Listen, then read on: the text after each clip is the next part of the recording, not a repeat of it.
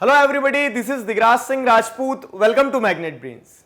इस वीडियो में हम क्या पढ़ने वाले हैं? इस वीडियो में हम पढ़ेंगे मॉइस्चर के बारे में। ठीक है, अभी तक हमने क्या पढ़ा है? अभी तक हमने देखा कि कौन कौन से फैक्टर्स हैं जो वेदर और क्लाइमेट को इन्फ्लुएंस कर रहे हैं। तो वेदर और क्लाइमेट में हमने क्या देखा कि टेम्परेचर एक इंपॉर्टेंट फैक्टर हो गया। ठीक, टेम्परेचर के बाद में फिर हमने दूसरी भी चीजें देखी, एयर प्रेशर देखा, लास्ट वीडियो लेक्चर में विंड को डिस्कस किया। अब एक और इंपॉर्टेंट फैक्टर है जो है मॉइस्चर। मॉइस्चर भी काफी हद तक आपके वेदर और क्लाइमेट को इन्फ्लुएंस करता है। सवाल मॉइस्चर क्या है? तो सिंपल लेमैन डेफिनेशन में अगर आपको एक एग्जांपल के साथ एक्सप्लेन करें तो क्या होता है कि जब आपके आजू बाजू जो वाटर वेपर्स हैं एयर में, ठीक है, वो ज्यादा हैं तो मॉइस्चर ज्यादा होता है। वो एयर में जो एटमॉस्फेयर में आपके आजू बाजू अगर वाटर वेपर्स कम है तो मॉइस्चर कम होता है। ठीक है, तो मॉइस्चर क्या हो गया? Water vapours in the air. Simple सी चीज है। ठीक, अब क्या होता है, आपने ऑब्जर्व किया होगा कि गर्मियों में आप कपड़े धो के डालते हैं बाहर तो जो गीले कपड़े रहेंगे वो बहुत जल्दी सूख जाएंगे। ठीक है, वहीं पे क्या होता है, वही चीज आप बारिश में करते तो सूखते नहीं है। ठीक है, गर्मियों में कपड़े का पानी तो सूखता, पानी के साथ साथ में कलर भी सूख जाता है पूरा। ठीक, लेकिन बारिश में ये ऑब्जर्व नहीं करते हम। तो क्या है कि बारिश में मॉइस्चर ज्यादा रहता है, गर्मियों में मॉइस्चर कम रहता है। अब मॉइस्चर कम है जब एयर में, तो वो सारा का सारा जो कपड़े के अंदर गीलापन था, मॉइस्चर था, वो कौन एब्जॉर्ब कर लेगा? एटमॉस्फेयर, एयर एब्जॉर्ब कर लेगी। कब? समर्स में और विंटर्स में, रेनी सीजन में वही नहीं हो पाता है। ठीक है, तो अब अगर हम समझें तो when water evaporates from land and different water bodies it becomes water vapour. ये आपको पता है कि जब पानी क्या होता है, इवोपरेट होता है, टेम्परेचर के कारण इवोपरेशन होती है। तो जब अलग अलग जगह से, वाटर बॉडीज से, सी से, ओशियन से, जहां से भी पानी को इवोपरेट होना है, पानी जब इवोपरेट होता है तो इवोपरेट होने के बाद में वो क्या बन जाता है? वाटर वेपर बन जाता है। ठीक है, हवा में चारों तरफ पानी है, यहां हाथ निकाला हमने, यहां भी पानी है। ठीक है, तो हर तरफ क्या रहता है? पानी रहता है, वाटर वेपर है। और वो जो वाटर वेपर रहती है वो मॉइस्चर क्रिएट करती है। ठीक है, वो वाटर वेपर मॉइस्चर क्रिएट करती है। तो moisture in the air at time is known as humidity. और जितना मॉइस्चर रहेगा उस हिसाब से ह्यूमिडिटी रहेगी। तो हम देखते हैं कि विंटर्स रेनी सीजन में क्या होता है कि बहुत ज्यादा ह्यूमिडिटी है। ह्यूमिडिटी ऐसे है कि चिपचिपा सापन रहता है। ठीक है, सब कुछ क्या लगता है? बहुत अनकंफर्टेबल सा लगता है। कब? रेनी सीजन में। क्यों? क्योंकि मॉइस्चर है और मॉइस्चर जितना रहेगा उतनी ज्यादा ह्यूमिडिटी रहेगी। टेम्परेचर है, टेम्परेचर के साथ साथ में क्या होता है कि वो वाटर वेपर, तो वो वाटर वेपर टेम्परेचर के कारण जो वाटर वेपर रहती है तो हमें कैसी लगती है? बड़ी अनकंफर्टेबल सी लगती है। वो आप कब ऑब्जर्व करते हो? रेनी सीजन में। क्यों? क्योंकि मॉइस्चर ज्यादा है। ठीक है, तो क्या होता है, वार्म एयर जो रहता है, ह्यूमिडिटी की कहानी समझो, तो वार्म एयर जो रहती है तो वो क्या करती है? और ज्यादा वाटर वेपर्स को अपने पास होल्ड करके रखती है। वार्म एयर के चलते क्या होता है, रेनी सीजन में देखो सूरज भी निकला है तो वो वार्म एयर जो है उसमें और वाटर वेपर्स ऐड हो जाते हैं और ज्यादा ह्यूमिडिटी ऐड हो जाती है। ठीक है, तो ह्यूमिडिटी ऐड होती है तो क्या होता है कि गर्म तो है हवा। समझना, कहानी समझना, कहानी समझोगे तो आपको पूरा मॉइस्चर, ह्यूमिडिटी सब समझ में आ जाएगा। क्या हो रहा है कि इवापोरेशन इज स्लो, इवापोरेशन नहीं हो रहा है। इवापोरेशन क्यों नहीं हो पा रहा है? क्योंकि जो गर्म वार्म एयर की हम बात कर रहे हैं वो इतनी गर्म है कि वो हवा में क्या करके रख रही है? हवा में वाटर वेपर्स को होल्ड करके रख रही है, लेकिन उन्हीं वाटर वेपर्स को ऊपर नहीं उठा पा रही है। तो हो क्या रहा है सब्सिक्वेंटली कि पूरे एटमॉस्फेयर में, आपके सराउंडिंग में वाटर वेपर्स बहुत सारे हैं, वो बहुत सारे वाटर वेपर ह्यूमिडिटी क्रिएट कर रहे हैं, लेकिन इतनी एनर्जी नहीं है, या फिर कह सकते हैं टेम्परेचर इतना नहीं है, नीचे से हीट इतनी रेडिएट नहीं हो रही कि वो उसे क्या कर सके? ऊपर और उठा सके। तो इवापोरेशन क्या रहता है? लो रहता है। ठीक है, और इस कारण से क्या होता है कि ज्यादा से ज्यादा मॉइस्चर एनवायरमेंट में, आपके एटमॉस्फेयर में बढ़ता जाता है और वो आपको और ज्यादा ह्यूमिड फील करवाता है। तो ये पूरा एसोसिएटेड फिनोमेना मैंने बताया आपको मॉइस्चर के साथ का। अब अगर हम समझे तो वाटर वेपर राइजेस। अब वाटर वेपर जो रहती है, यही वाटर वेपर, जब ये वाटर वेपर क्या करती है? राइज करने लगती है। जो मॉइस्चर रहता है, तो मॉइस्चर जब क्या होता है, वाटर वेपर ज्यादा गर्मी के कारण जब जैसे टेम्परेचर बढ़ेगा तो वो राइज करेगा, ऊपर उठेगा। ठीक है, फिर ऊपर जाते जाते क्या होता है, तो मैंने आपको बताया था अर्थ है तो एकदम सबसे ज्यादा अगर देखा जाए एयर प्रेशर कहां रहेगा? सी लेवल पे रहेगा। ठीक है, सी लेवल पे रहेगा। और फिर क्या होता है, तो जब एयर प्रेशर ज्यादा है तो वहां पे क्या रहेगा कि मासेस, जो एयर मासेस है उनके अंदर हीट भी रहेगी। तो टेम्परेचर ज्यादा कहां रहता है?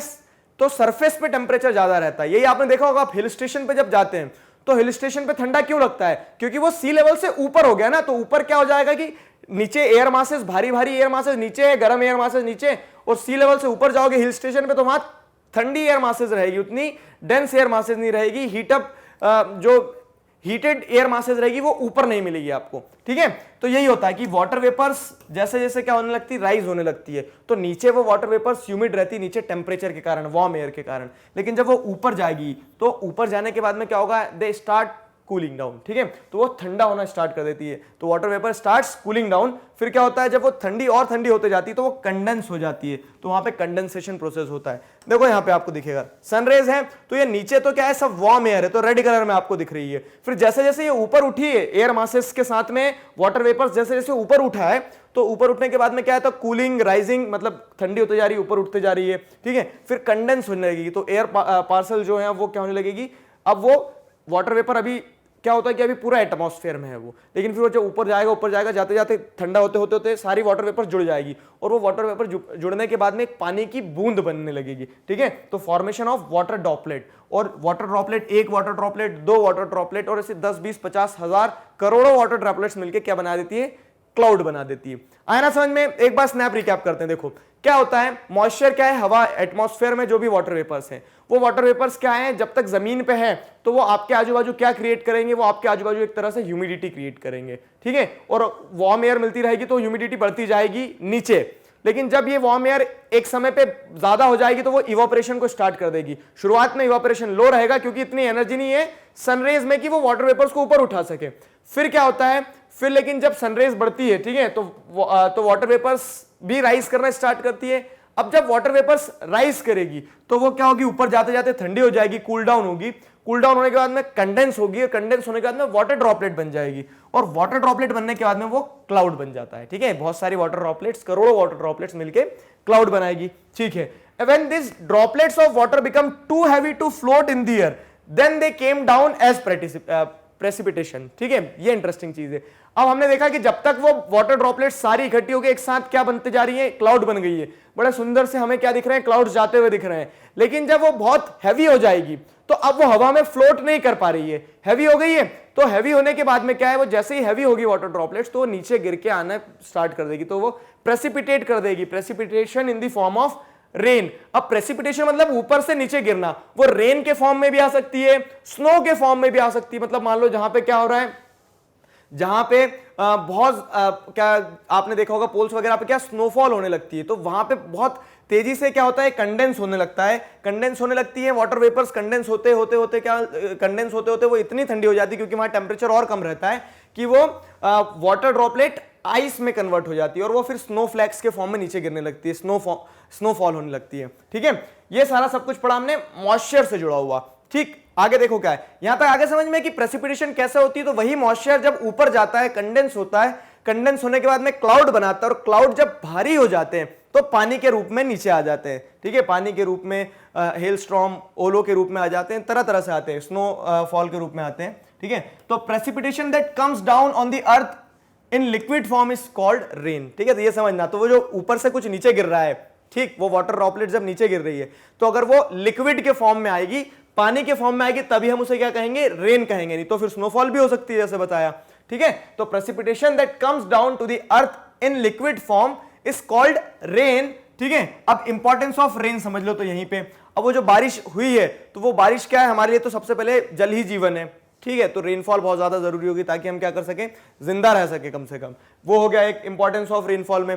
फिर plants helps to preserve us, plants helps us to preserve the water, plants हमें कैसे मदद करते हैं पानी प्रिजर्व करने में, ये भी समझो। बारिश तो हो गई है, अब वो बारिश जो हुई है तो उस पानी को हमें एब्जॉर्ब भी करना होगा ना, तो प्लांट्स क्या करते हैं, अपनी रूट्स के थ्रू पानी को एब्जॉर्ब कर लेते हैं, पानी को एब्जॉर्ब करके रखते हैं जमीन के अंदर, वाटर लेवल जो उसे बनाए रखते हैं। तो plants helps to preserve water, ठीक है, एंड प्रिवेंट्स फ्लड। अब आप बोलोगे चलो पानी जहां तक एब्जॉर्ब किया वहां तक तो समझ आ गया, अब ये फ्लड से कैसे बचाते हैं प्लांट्स हमें, तो फ्लड से कैसे बचाते हैं समझो। मान लो क्या है कि एक पहाड़ ये है, एक पहाड़ ये है, ठीक है, इसका नाम है माउंटेन बी, इसका नाम है माउंटेन ए। अब क्या होता है, माउंटेन ए पे बहुत सारे पेड़ पौधे हैं, ठीक है, बहुत सारे पेड़ पौधे हैं, तो जब बारिश होगी तो ये पेड़ पौधे क्या करेंगे, बारिश जब होगी तो ये पेड़ पौधे अपनी रूट्स में उन वाटर ड्रॉपलेट्स को, रेन वाटर को स्टोर कर लेंगे, ठीक है। तो क्या हो जाएगा, अब वो पानी नीचे नहीं आएगा, नीचे आएगा भी तो ज्यादा नहीं आएगा। अब केस 2 देखो, ये माउंटेन बी जो है, तो यहां पे क्या होने वाला है, यहां पे सिंपल सी चीज होगी कि पेड़ नहीं है, जब रेनफॉल होगी तो सारा का सारा पानी नीचे बह के आएगा, नीचे बह के आएगा तो वो क्या लाएगा, फ्लड लेके आएगा आपके लिए गिफ्ट में। तो उसी तरह से क्या है कि प्लांट्स होंगे तो हम फ्लड्स को भी रोक पाएंगे। आए मजा, ठीक है। अब देखो क्या है, तो इंपॉर्टेंस ऑफ द प्लांट, इस सेंस में हमें क्या है कि पेड़ काटना नहीं है और पेड़ लगाना है। तो आज इस चैप्टर में हमने 2-3 बार पढ़ा कि पेड़ की कितनी सिग्निफिकेंस है, ऑक्सीजन वगैरह हर चीज हमें पेड़ से ही मिल रही है, तो हमें पेड़ बचाना है। बचाओगे ना, गुड। आगे देखो क्या है, तो on the basis of mechanism there are 3 types of rainfall. तो अगर आप मैकेनिज्म के बेसिस पे देखिए तो 3 तरह की रेनफॉल होती है। कौन कौन सी 3 तरह की रेनफॉल होती है? एक साइक्लोनिक रेनफॉल होती है, ठीक है, एक जो ओरोग्राफिक रेनफॉल होती है जो रिलीफ के कारण होती है, और दूसरी होती है कन्वेक्शनल रेनफॉल। ये तीनों रेनफॉल मैं आपको समझाता हूं। देखो साइक्लोनिक रेनफॉल क्या होती है कि साइक्लोन आते हैं, अभी आपने न्यूज में भी देखा होगा कि जब जब साइक्लोन आए हैं तो साइक्लोन मान लो कोस्टल एरिया पे तो बारिश करवाएंगे ही करवाएंगे, उसके साथ साथ में जो इंटीरियर लैंड है, ठीक है, जो सेंट्रल स्टेट से मध्य प्रदेश उत्तर प्रदेश जो बीच में है वहां पे भी बारिश हो जाती है। साइक्लोनिक रेनफॉल ये होती है जो रेनफॉल साइक्लोन के कारण हुई है। अब साइक्लोन के कारण क्या हुआ, तो देखो साइक्लोन को हम अच्छे से पढ़ेंगे नेक्स्ट वीडियो लेक्चर में, जो केस स्टडी आपके इसमें दी है उड़ीसा की, उसे तो पढ़ेंगे ही। बाकी साइक्लोनिक रेनफॉल समझ लो तो कोल्ड एयर और वार्म एयर दोनों जहां पे मिल जाती है, तो कोल्ड एयर और वार्म एयर के कारण क्या होता है, वार्म एयर कंटिन्यूसली ऊपर क्या करती रहती है, वार्म एयर कंटिन्यूसली ऊपर की तरफ एयर मासेस को ले जाती है, और उन एयर मासेस के अंदर क्या रहते हैं, मॉइस्चर रहता है। और ये कोल्ड एयर जो कंटिन्यूसली आती रहती है, तो ये कोल्ड एयर कंटिन्यूसली क्या लाती है अपने साथ में, मतलब कोल्ड एयर विंड्स लेके आती रहती है। तो विंड्स आ रही है, विंड्स के साथ में मॉइस्चर आ रहा है, तो मॉइस्चर आ रहा है ऊपर जा रहा है, मॉइस्चर आ रहा है ऊपर जा रहा है, आ रहा है ऊपर जा रहा है। अब ऊपर कहां तक जाएगा, भगवान के पास जाने से तो रहा, ठीक है। और एक समय पे जब वो कंडेंस हो जाता है पूरी तरह से, क्लाउड फॉर्मेशन हो जाता है, हैवी हो जाती है ड्रॉपलेट्स, तो फिर पानी के फॉर्म में नीचे आ जाती है। आगे ना समझ में, एक बार फिर से, कोल्ड एयर जो आ रही है इधर से, साइक्लोन में कोल्ड एयर और वार्म एयर दोनों मिलती है, तो कोल्ड एयर अपने साथ क्या ला रही है, मॉइस्चर, और ये वार्म एयर वो मॉइस्चर को ऊपर पहुंचा रही है, ऊपर पहुंचा रही है। और फिर जब ये क्लाउड फॉर्मेशन हो जाएगा, हैवी हो जाएगा, तो वो फिर पानी गिर जाएगा। इस तरह की जो बारिश होती है उसे साइक्लोनिक रेनफॉल कहा जाता है, जो साइक्लोन के कारण होती है। पढ़ेंगे नेक्स्ट वीडियो में कॉम्प्रिहेंसिवली, चिंता मत करो।